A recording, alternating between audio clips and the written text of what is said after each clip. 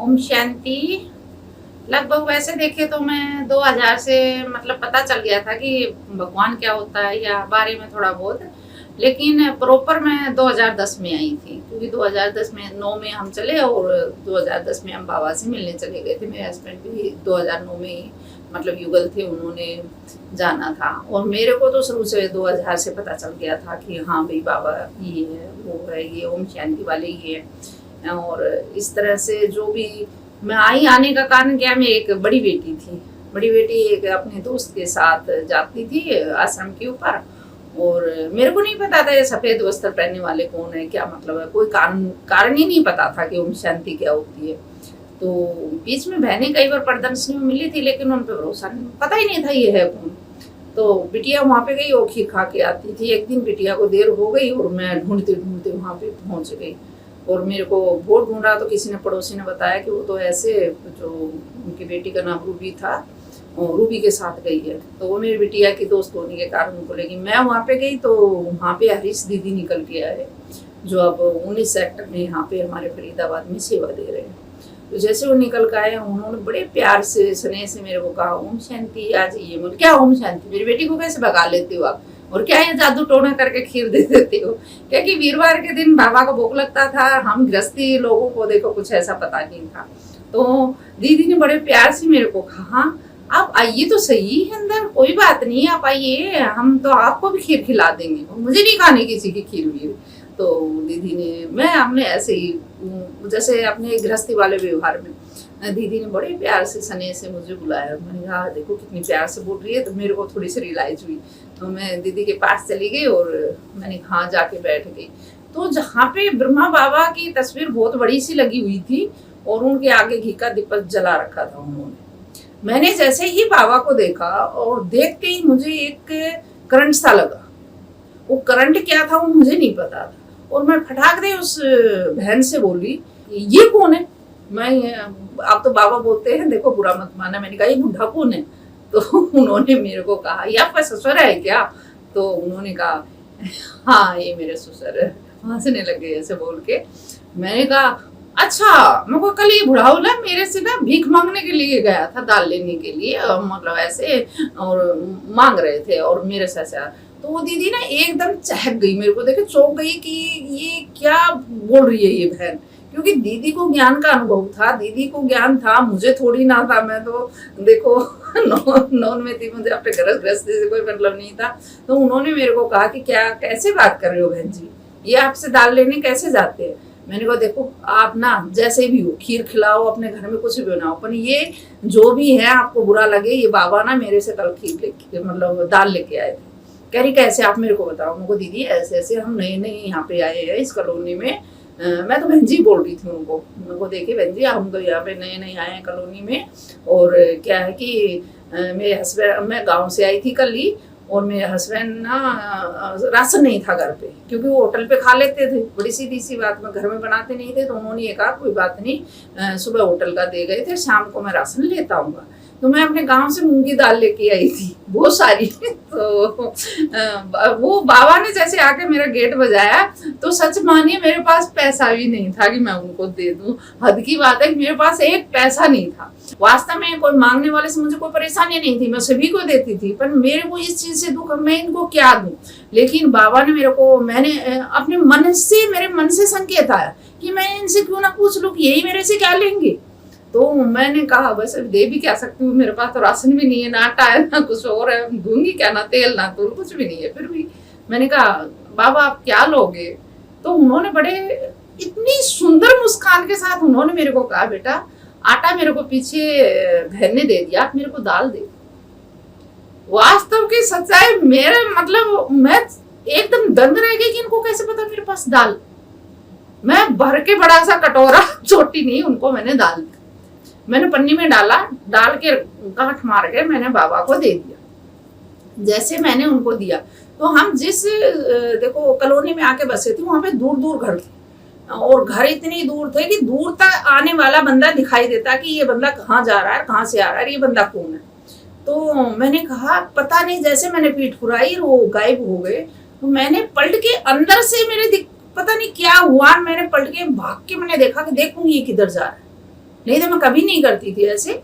लेकिन उस दिन मेरे को ऐसा लगा कि पता नहीं क्या खिंचाव पैदा हुआ मेरे अंदर से, और मैं देखूंगी ये है कौन।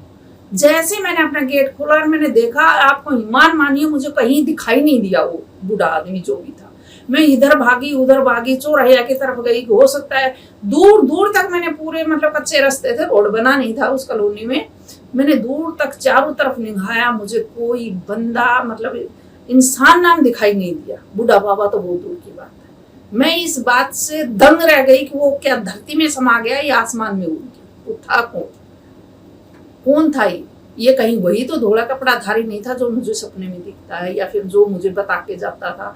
लेकिन इसको तो मुझे शादी से पहले ही आना बंद कर दिया था।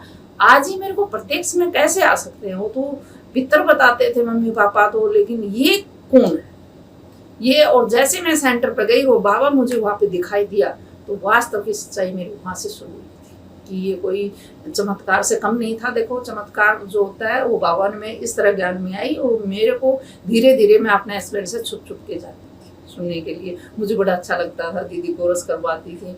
तो फिर हमने क्या कि दीदी ने कोरस शुरू करवाया। अब कोरस शुरू करने के अंदर फिर दीदी ने पूरी कहानी बताई, 5 चक्रों की बताई, ऐसे कि ऐसे ऐसे हम जन्म लेते हैं।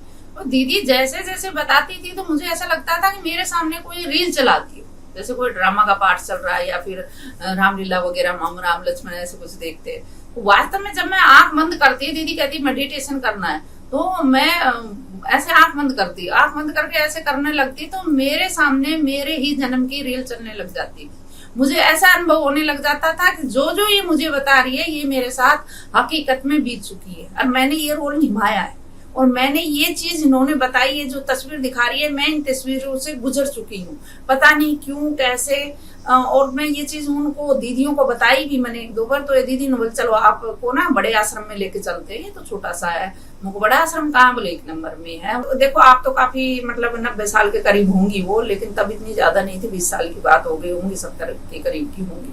तो दीदी मेरी तरफ देखी जाए बहुत ही सुंदर उनकी, ऐसे लग रही है उनकी जो नजरें मेरे पर पड़ रही है जैसे मैं उड़ रही हूँ, ऐसे मेरा शरीर, मुझे मेरा शरीर नहीं लग रहा, एकदम हल्की ऐसे। उन्होंने पता नहीं इनके ये मेरी तरफ क्यों देखी जा रही, और लगभग वो 5 मिनट मेरी तरफ लगातार देखी होंगी, देखती रही, पता दृष्टि दे रही थी। मेरे को उस चीज का नहीं पता था पर जब तक, और मैं भी उनकी तरफ देखती रही। तो देखते देखते मुझे महसूस हो रहा कि दीदी के पीछे एक छोटा सा बच्चा, और मस्तक के ऊपर जैसे कि छोटा सा मुकुट लगा रखा है, जैसे मोर पंख से लगा रखी है, कभी दीदी की इधर से कभी दीदी की इधर से, जैसे बच्चा छोटा बच्चा करता है क्या। तो मैंने दीदी को देखना छोड़ दिया और उस बच्चे में खो गई मैं, और मैं उस बच्चे को देखती कभी ऐसे करूँ कभी ऐसे करूँ। तो जैसे ऐसे ऐसे मेरी नाड़ हिल रही है, तो दीदी सोची क्या देख रही है, मैं इसको बात बता रही हूँ और ये पता नहीं कहाँ खोई हुई अजीब माता है। तो दीदी ने मेरे को कहा क्या हुआ, क्योंकि दीदी डांट तो सकते नहीं है क्योंकि नए नए थे। तो दीदी ने बड़े प्यार से कहा बोले क्या हुआ? मगर दीदी ये बच्चा किसका है? मैंने जैसे उनको ऐसे कहा दीदी ये बच्चा किसका है? दीदी एकदम हैरान करी कौन सा बच्चा? मैं आपके पीछे कभी इधर से कर रहा है त्या, कभी इधर से कर रहा है त्या।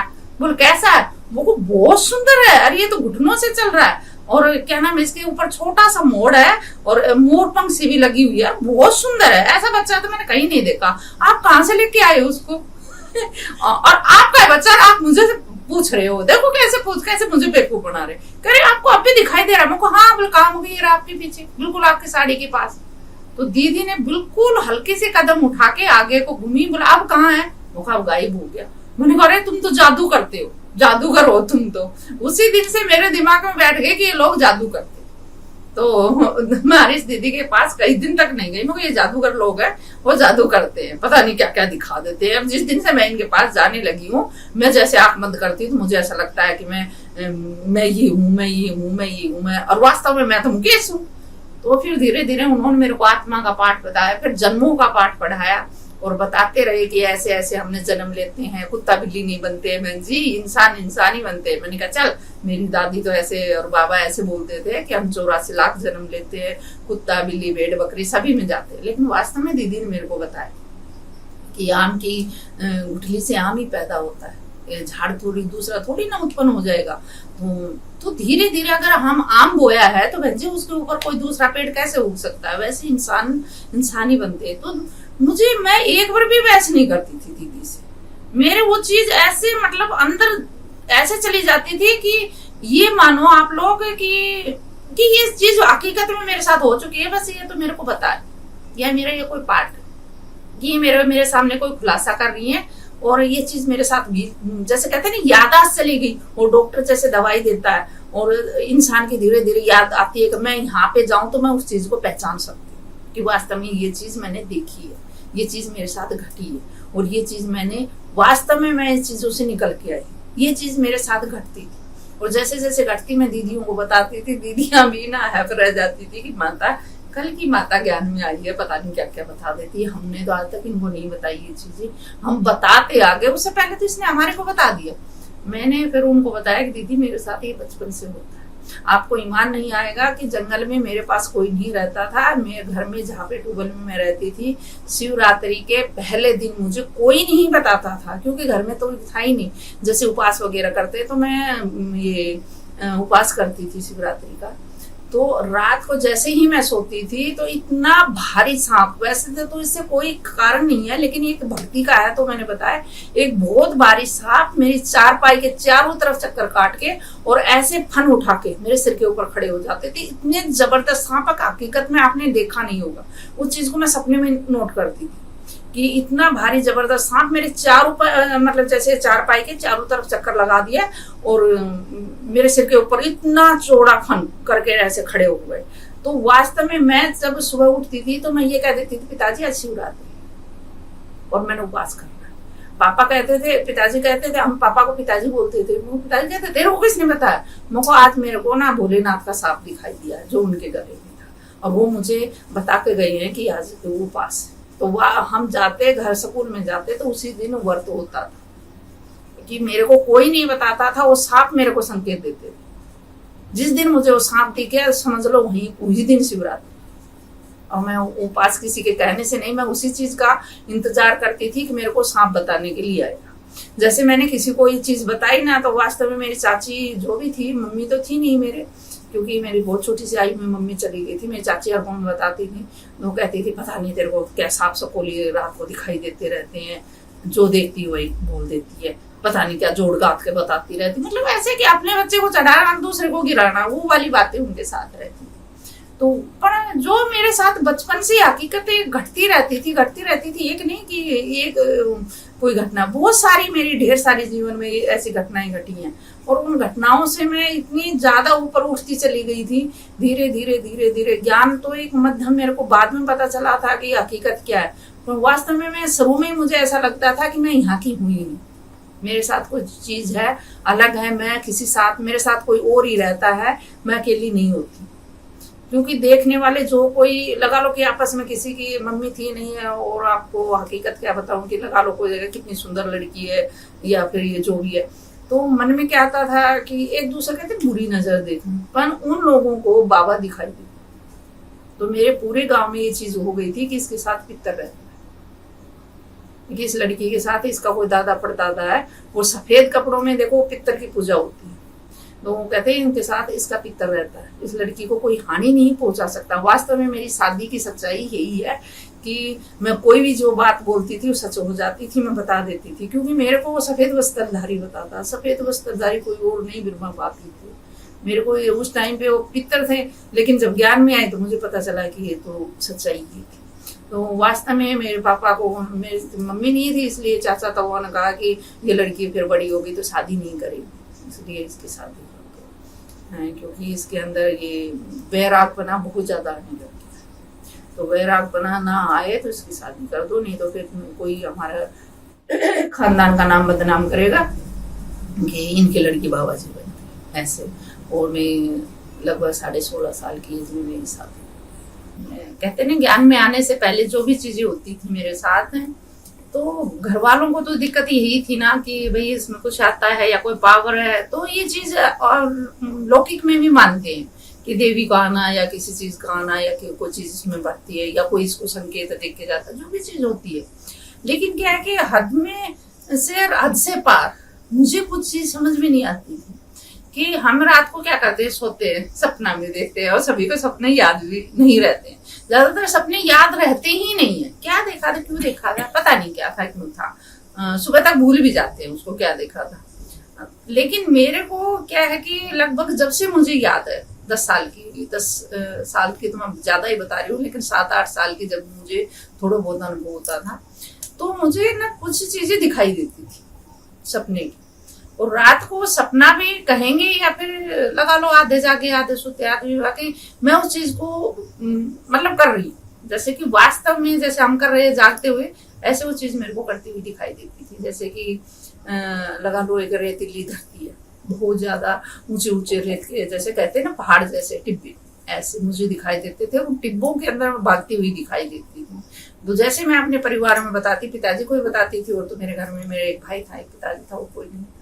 तो पिताजी मेरे को ऐसा ना रेत के टिब्बे दिखती है और मैं सारी रातों में भागती थी। तो क्या कि वास्तव में हमारा जो ट्यूबवेल है वो भी थोड़ा सा रेत का ही है, रेत ही है उसमें, पर इतना ज्यादा नहीं है जितना कि राजस्थान में। तो पिताजी कहते थे पूरे दिन रेत में खेलती है, ये रेत ही रात को देखती है, और तेरे को क्या दिखेगा, दिन की याद रह जाती है तेरे को, क्योंकि बड़े बुढ़े थे वो क्या बोलेंगे, ये चीज।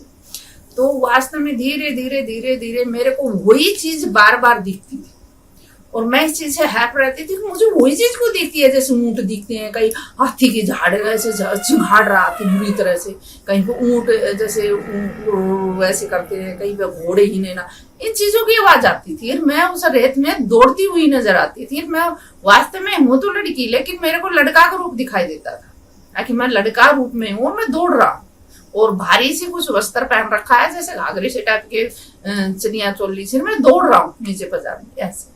मैं क्यों दौड़ रहा हूँ?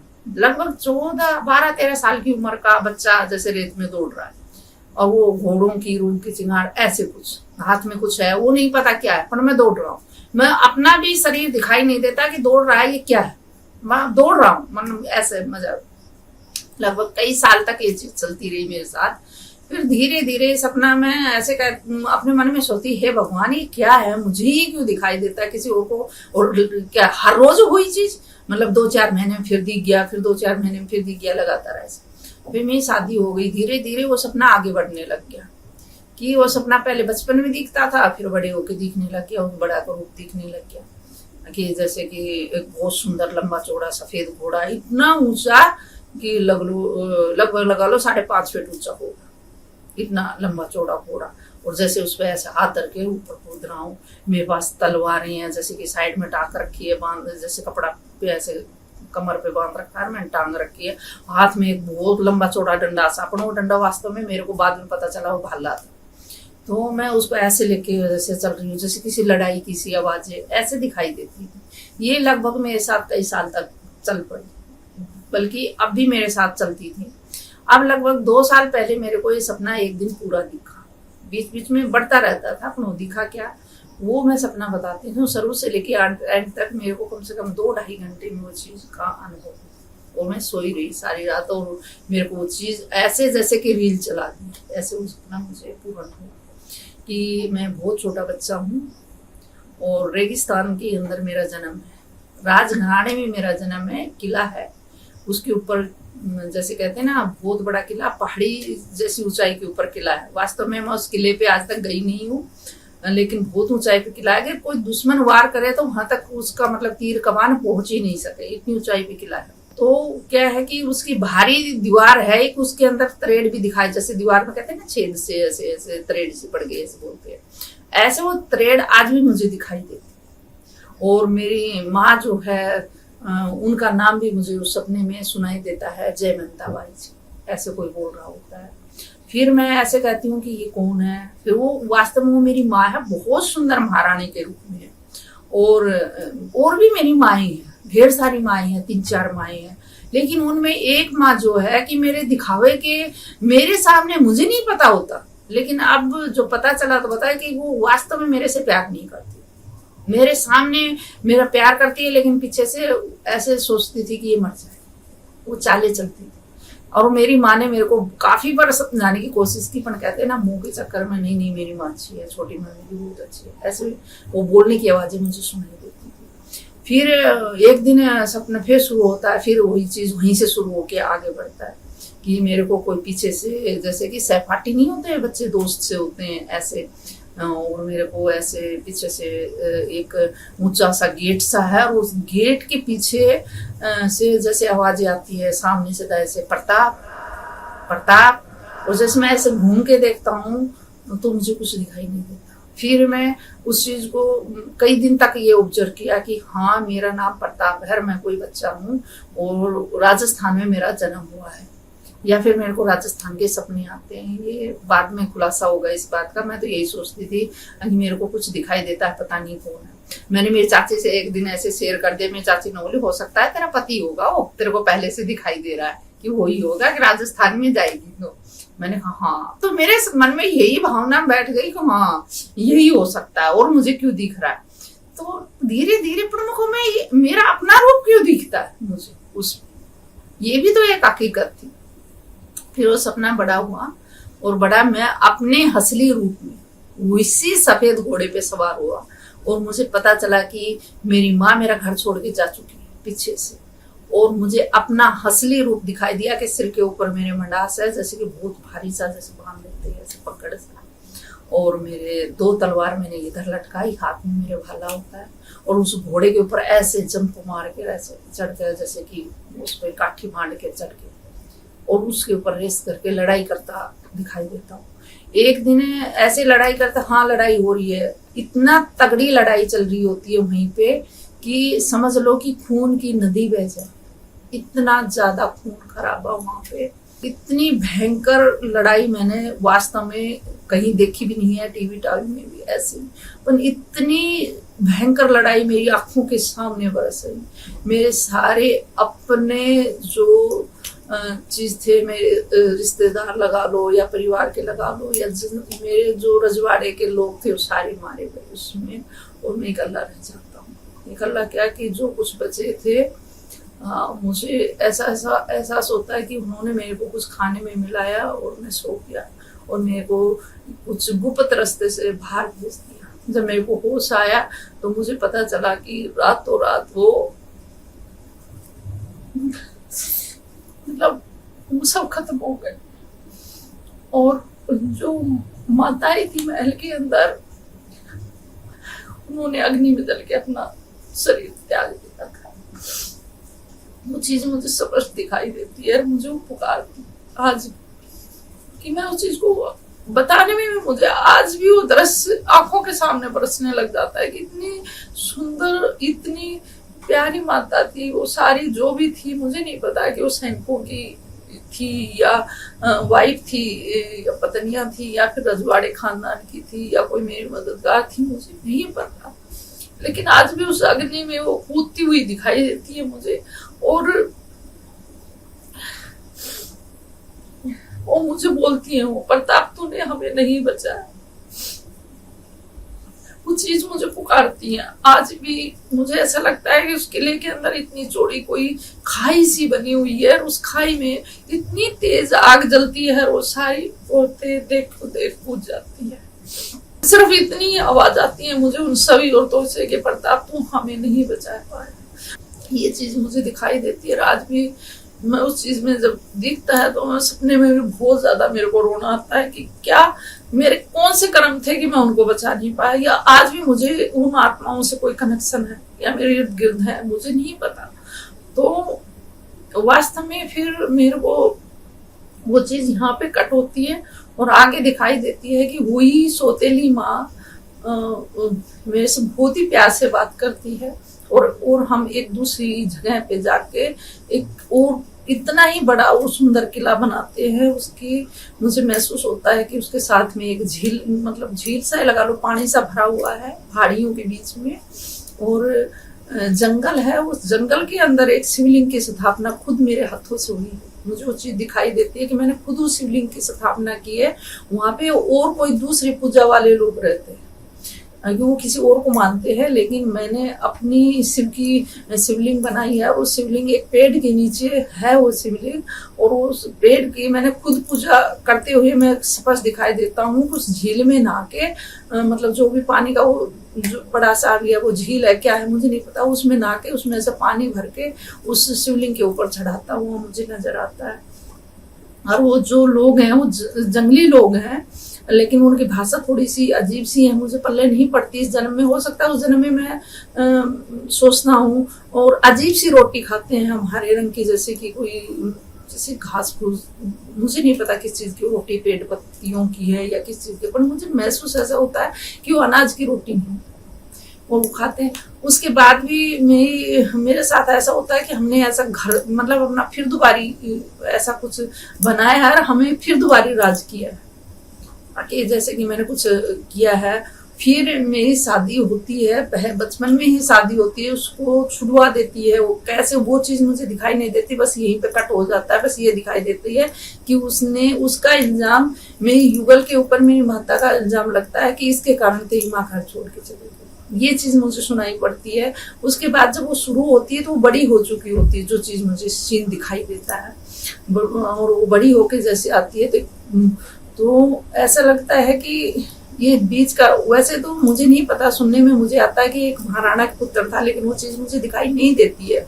मुझे सिर्फ इतना पता है कि इतनी चीज़ दिखाई देती है कि दुखे से मुझ पे वार होता है, और वार ऐसा होता है कि जैसे कि सोई हुई मेरी पत्नी को काट दिया गया, वो गर्भवती थी उस टाइम पे।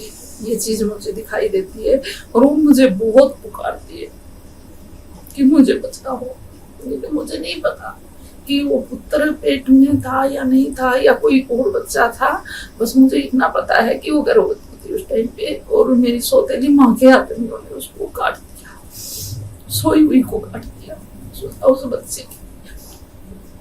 ये चीज मुझे दिखाई देती है और मेरे को वास्तव में उल्टी लग जाती है कि जैसे कि कहते हैं विषकन्या, हमारे में बोला जाता है विषकन्या, ऐसे ही जैसे कि कोई मतलब उस चीज को बुला के, और उसने मेरे तीर मारा होता है इस जगह पे, और जब तीर मारती है तो वो जहर की उल्टी, जैसे कि मैं सपने में भी जहर की उल्टी करता हूँ, तो लीलापन मेरी उल्टी के अंदर आता है, वो दिखाई देता है।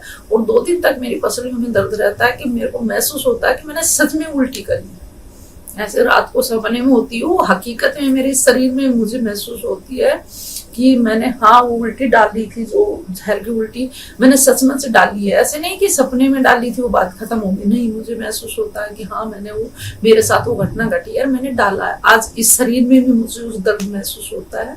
और ये मेरी साइड की पासू है, इतनी दूर में, मुझे ऐसा लगता है कि ठक किसी जैसे कि कोई खींचने, कबान खींचने पे ऐसे मेरे पे ऐसे चोट लगी है। और वो आज भी मैंने एक्सरा, देखो सारी आजकल की साइंस ने बहुत ज्यादा तरक्की कर ली है, लेकिन मैंने सब चीज करवा ली है, अल्ट्रासाउंड वगैरह, कोई भी, ये पसली बहुत मजबूत है, सही बताते हैं डॉक्टर, लेकिन आज भी ऐसे दर्द होता है। मुझे ऐसा महसूस होता है कि इसमें से कुछ बहता है, जैसे कि ब्लड सा बह रहा है, या फिर मुझे चोट लग रही है, या मुझे दर्द हो रहा है, लेकिन कुछ नहीं है, ऐसा कुछ नहीं है। बस वो सपना दिखता है, उससे पहले दिन मेरे थोड़ा सा दर्द होने लगता है, वो सपने में ऐसे दिखता है, तो मुझे एहसास होता है कि वो चोट जरूर कहीं न कहीं पे मुझे लगी है। वो चीज़ मुझे आज भी दर्शाती है। इस तरह से उन्होंने मेरी प्रजा को मारा और मेरे को मारा, लेकिन मारा क्या, वो मेरी मृत्यु किसी के मारने से नहीं हुई थी, वो मेरी खुद उस चोट लगने से ही मेरा इलाज नहीं हुआ दिखाई देता है मुझे, और मैं उस चोट के कारण मरा हुआ हूँ। उस दिन पहले ही मेरा घोड़ा भी मर गया था, वो घोड़ा भी मुझे मरता दिखाई देता है कि किसी ने उसको धोखे से कुछ दे दिया था, वो मारा गया था, ऐसे मुझे महसूस होता है। क्योंकि मेरा घोड़ा जो था पहले ही दुश्मन को परख लेता था कि ये मेरा दोस्त है, ये दुश्मन, क्योंकि अपनी पीठ के ऊपर मेरे अलावा वो किसी को सवार नहीं करने देता था, ऐसे मुझे अनुभव होता है। और हवा से बातें करता है, उसका नाम था, वो मैंने ही रखा था, और किसी कारण से रखा था वो नाम। मुझे ऐसा महसूस होता है कि वो घोड़े ने मुझे खुद सवार साबित किया था, मैंने उसको नहीं। ऐसा महसूस होता है कि मैंने उसको, घोड़े को नहीं अपनाया था, उस घोड़े ने मुझे अपनाया था, ऐसे मुझे महसूस होता है। क्योंकि मैं उस घोड़े को लेना ही नहीं चाहता था, लेकिन उस घोड़े ने कई जगह मेरे साथ दिया। ऐसा महसूस होता है कई जगह मैं जाता हूँ, मेरे साथ देता है, जैसे कि कहीं से गिर रहा हूँ, पहाड़ी से गिर रहा हूँ, और वो घोड़ा मुझे बचाता है, जैसे कोई आदमी बचाता है, ऐसे मुझे वो चीज दिखाई देती है। और जैसे कि कोई एक झील है जिसमें मगरमच्छ, बहुत सारे, ढेर सारे मगरमच्छ है, और मेरी सौतेली माँ की जिद होती है कि मुझे वो कमल का फूल चाहिए। अब पता नहीं कैसे क्या वो कमल का फूल में तोड़ के लाके उनको देता, वो चीज मुझे स्पष्ट दिखाई देती है। लेकिन मेरी हसली माँ को पता नहीं होता है कि उसके अंदर मगरमच्छ है। ये लेके आता है। मैंने कभी मतलब वो चीज मैं कभी शेयर नहीं करता, दिखाई देता, ये चीज मुझे दिखाई देती है। और वो चीज वास्तव में मैंने कोई भी उन दोनों किलो में से दिखाई है, मतलब देखे नहीं, आज तक नहीं गई हूँ मैं उनके ऊपर, लेकिन कुछ पहचाने मुझे ऐसे लगती है कि जैसे वो खंबे खड़े हैं, मुझे ऐसा लगता है आंख बंद करते हैं कि उस खंबे के साथ मेरा कुछ कनेक्शन है। आज भी मैं सपने में ऐसे करके देखती हूँ तो मुझे लगता है कि ये जो लंबा सा ऐसा बड़ा सा कुछ दिखाई देता है, जैसे क्या हम कह देते हैं आजकल लोबी है या कुछ है, लेकिन वो लोबी नहीं, वो दरबार सा होता है, जैसे कि लंबी लंबी कुर्सियां डली हुई है, या फिर यहाँ पे राजा महाराजा कोई तख्त होगा, इस तरह की चीज मुझे दिखाई देती है। और उस गेट से ऐसे निकलते हुए हम जाते हैं, और इस हाथ को मुझे अपना महल दिखाई देता है कि मैं इस हाथ में रहता था, और मेरी माँ मेरे इस हाथ में रहती थी, ठीक, और मेरी सौतेली माँ जो करती थी वो हमारे पीछे रहती थी। ऐसे मुझे दिखाई देता है कि मुझे सिर्फ यही चीज दिखाई देती है, और कितनी थी वो मुझे नहीं पता, लेकिन एक दो मुझे ये खाती है। बार बार मैं योग में भी कई बार बाबा को लेके साकाश देती हूँ उन आत्माओं को, लेकिन जब मैं साकाश देती हूँ मैं रोने लग जाती हूँ। एक तो मुझे आत्माओं का बहुत ज्यादा मतलब प्रभाव पड़ता है कि उन आत्माओं को मैं बचा नहीं पाया, कि वो मेरी शरण में थी, क्या थी मुझे नहीं पता, ये सपना है या हकीकत, लेकिन ये चीज थी। फिर वास्तव में मेरे से दीदी ने पूछा कि किसी का अपना अनुभव हो तो सुनाओ। दीदी अनुभव का तो मुझे नहीं पता, मेरे को एक सपना आता है वो मैं बता देती हूँ आपको। तो उस टाइम पे ना उनका भाई भी बैठा हुआ था, तो मैंने वो अपने 2-3 सपने बताए उनको। तो इस सपने में तो बोले बहन जी आपको क्या नाम मतलब दिखता है? उनको बहन जी मुझे दीदी मेरे को ना प्रताप प्रताप ऐसे सुनाई पड़ता है। तो उन्होंने कहा कि आप तो अपना पिछला जन्म देख रहे हो, जो आपने जो निशानियां बताई हैं उसके लिए कोई देखो, इतनी सारी बड़ी सोसाइटी में रहती हूँ, कौन कोई तो वहां पे जाके आया उसके लिए वो देखा है। तो जो चीज मैंने उनको बताई ना कि उसके इस दीवार में वो मैंने बताया ना बड़ी सी तरेड़ सी है, तो उन्होंने बोला है मेरे को कि हाँ उस किले में ऐसे है कि जैसे गोला लगा हो तो का गोला लगा हो, तरेड़ पड़ी टूटी हुई है वहां से दीवार, मतलब वो चीज दिखा रखा है कि ये चीज यहाँ पे थी, कि इस दक्षिणी द्वार के ऊपर ये चीज मतलब इसके ऊपर हुआ है वार, और ऐसे तोड़ के उसके अंदर जैसे दुश्मन से वो चीज मुझे स्पष्ट दिखाई देती है।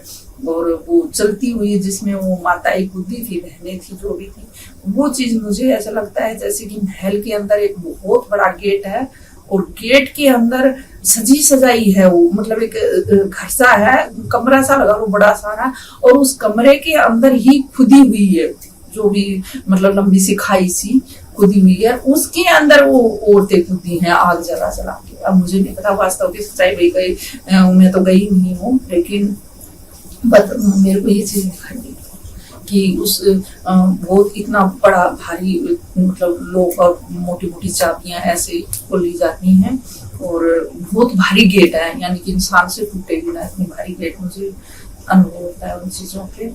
और एक मैं सबसे ज्यादा तकलीफ ये है कि मैं अपनी गर्भवती पत्नी को बचा नहीं पाया उस जन्म में। हो सकता है आज भी गिर्द, और एक मेरा सैनिक था जिसका नाम चुंडा था, बहुत ही मेरे को पिता जैसा प्यार करता था, वो चीज भी मुझे हूबहू दिखाई देती है कि वो मुझे कैसे बचाता था उनसे, वो चीजें मुझे दिखाई देती है। मुझे अनुभव होता है कि इस जन्म में भी वो मेरे गिर्द है, क्योंकि काफी चीजों से मुझे अब भी बचाता है, और कोई वो अब भी वो जो भी है मुझे महसूस होता है कि शायद यही हुआ, क्योंकि जो भी चीज होती है, क्योंकि वो घटना जैसी मेरे साथ घटती है ना, अब वो चीज को सपोर्ट करती है। देखो वो चीज में मैं किसी और को तो नहीं कह सकता, लेकिन मुझे मेरी छोटी बेटी के रूप में वो मंत्री मुझे स्पष्ट नजर आता है कि जैसे कि कहते हैं ना चेहरा वो बदला रो खड़ा हो, ऐसे वो चीज मुझे दिखाई देती। एक मेरा दूसरा सपना है जो मेरे को साथ साथ ही दिखते थे, कभी वो कभी वो, ये तो मैंने आपको पूर्ण कर दिया। ये बोल है कि मैं एक बहुत छोटा सा बच्चा होता हूँ, लगभग 5 साल का लगा इतना बच्चा तो था, और मेरी माँ होती है, और बहुत बड़ी हवेली है, बहुत बड़ी की कहने में लगा लो लगभग 1.5 एकड़ में है।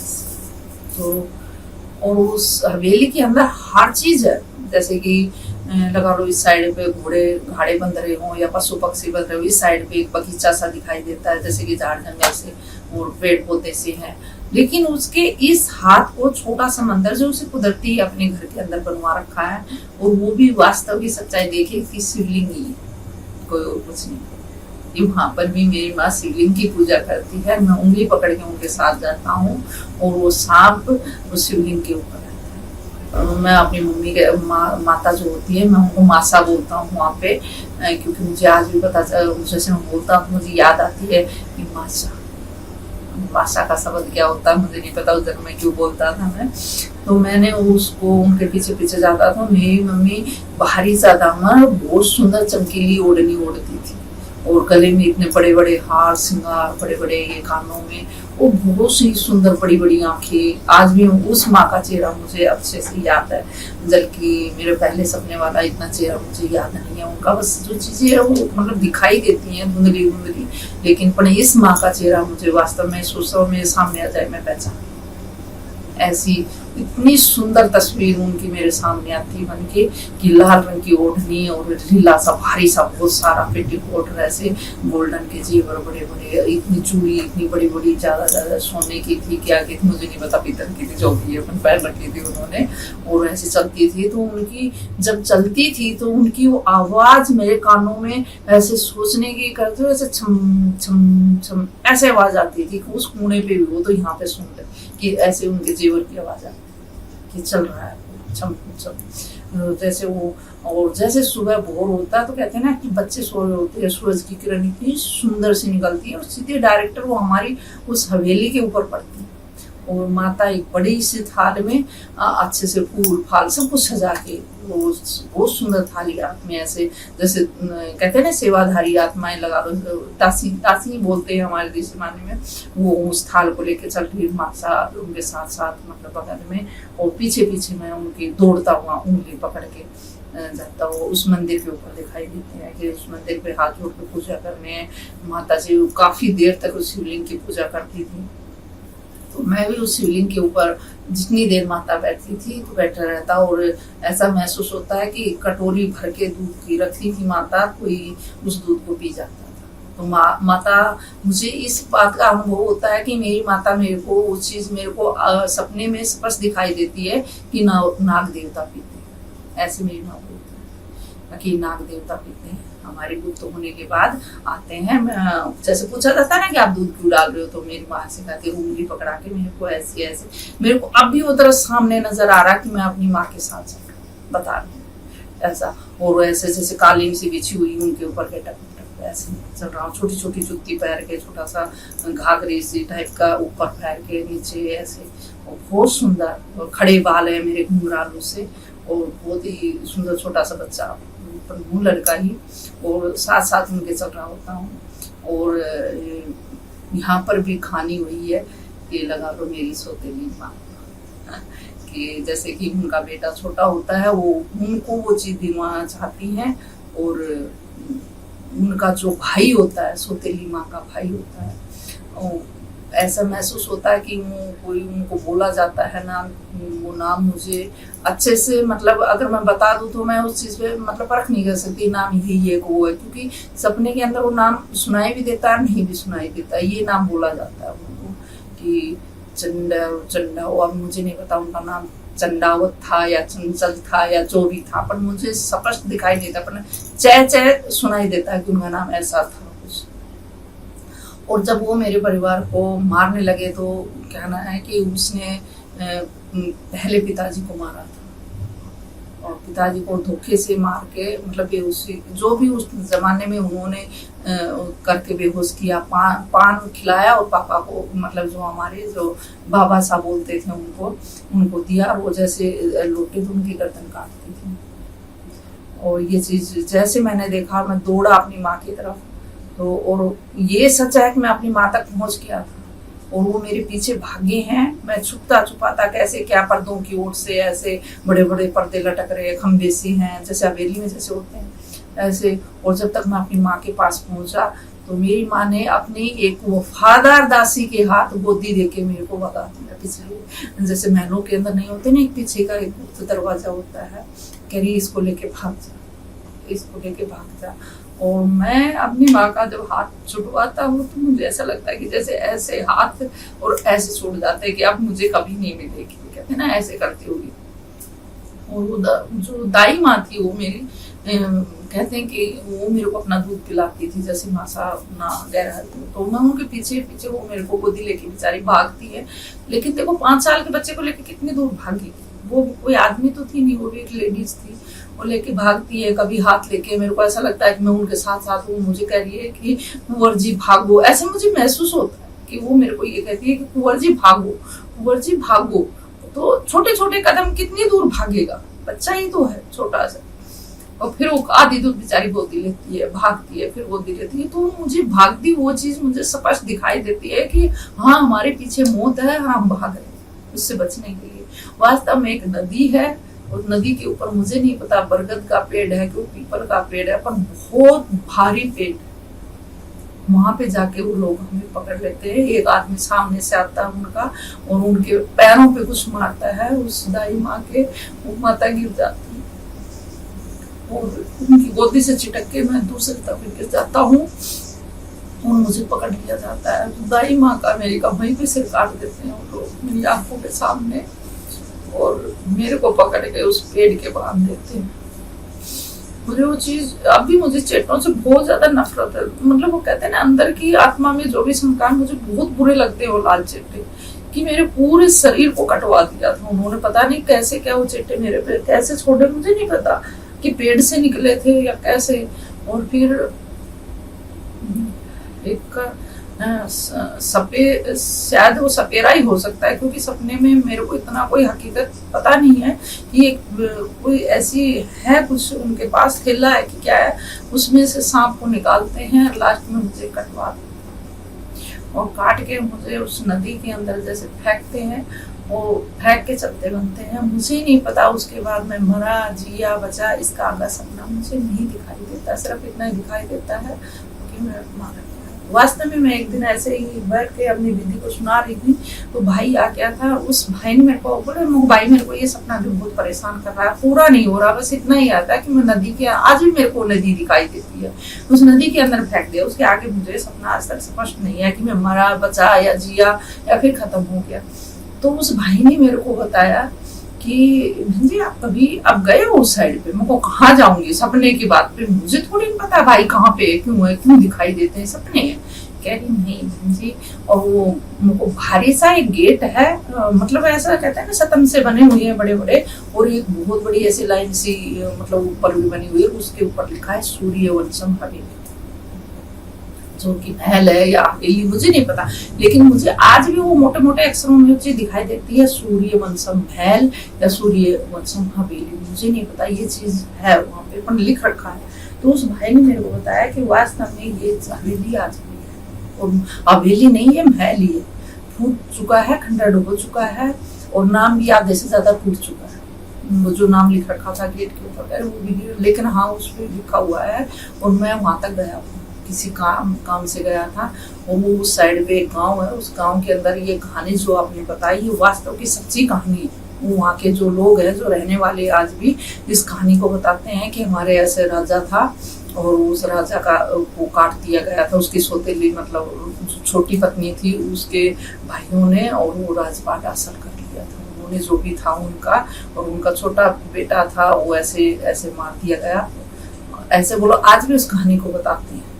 और बोलो हमने खुद सुनी थी, जिस माता के हम घर में ठहरे थे, उस माता ने मुझबानी बताई थी कि वास्तव में हम उस हवेली को देख के गए तो बोलते सरकार ने तरक्की तो काफी कर रखी है, कई जगह पे ठीक भी करवा रखा है, लेकिन वो आपने जो बताया कि वो मंदिर है, उस मंदिर में सांप, वास्तव में आज भी वो सांप वहां पे है। अब वही सांप है नहीं पता कि वो सांप उत्पन्न, देखो बंद घर में कुछ भी हो सकता है, जो भी चीज है, लेकिन कहते हैं वो मंदिर आज भी है, और वो मंदिर में सांप है जिस शिवलिंग की पूजा करती थी। और उसके पास उसने बताया कि झाड़ झूड़ ऐसे उगे हुए, अब मतलब वो यही दर्शाता है कि राजा का कोई बगीचा होगा, लेकिन आज उसमें झाड़ झूठ है। ये बात लगभग मैंने उस भाई को बताई थी 13-14 साल पहले। तो 13-14 साल पहले वो भाई भी कभी कह रहा है कि मैं भी बहुत छोटा गया था, जब लगभग भाई कह रहा है कि मैं था 17-18 साल, तब मैं अपने किसी दोस्त के साथ ऐसे ही पढ़ते हुए गया था, तब मैं ज्ञान में नहीं चलता था, जो भाई भी के है, लेकिन उसने मेरे को बताया ये बात है कि हम जो घर में गए थे वो बूढ़ी माता थी, वो उनकी मतलब कोई रिश्तेदारी की थी, ऐसे ही किसी काम से क्या ऐसे जैसे दोस्त दोस्त चले जाते बोला ऐसे में गया था। और वो है ना वो हवेली मेरी देखी हुई थी, अंदर पूरा घूम के तो हमने नहीं देखा, लेकिन जैसे बाहर बाहर के वो चीज हमने जो देखी वो वास्तव में ये बात सच्चाई है। और उस जो उनकी वो दादी थी उन्होंने ये कहानी बताई भी थी हमें, जो आप तो सपने में बता रहे हैं उसने हमारे को हकीकत में बताई थी ये बात। हाँ, और वास्तव में ये गांव है, वो गांव का नाम मेरे को याद नहीं है, उसने बताया था उस टाइम पे तो कि ऐसा मतलब अजीब सा ही नाम है उस गांव का। और आपने सही कहा कि वो रेतीली सी धरती है, लाल मिट्टी है, मतलब उस धरती की रेतीली तो है लेकिन एक लाल लाल सी मिट्टी सी नहीं होती है जैसे बजरेली सी मिट्टी होती है, ऐसी धरती है उसमें। उन्होंने यही कहा, और बड़े बड़े पत्थरों से ही वो हवेली बनी हुई है, ये भी सच है कि कोई ईंट दीवारों से ईंट से नहीं बनी हुई, बहुत बड़े बड़े पत्थर है, लाल रंग के पत्थरों से बनी हुई। लेकिन वो काफी देखो अब कई सालों की बात होगी, कौन से समय की बात है, वो खंडर हो चुकी है तो अब वो भाई है नहीं, मैं उससे पूछवा देती हूँ, लेकिन अब पता नहीं कब उनसे मुलाकात होगी तो जरूर बताऊंगी। ये मेरा दूसरा सवाल।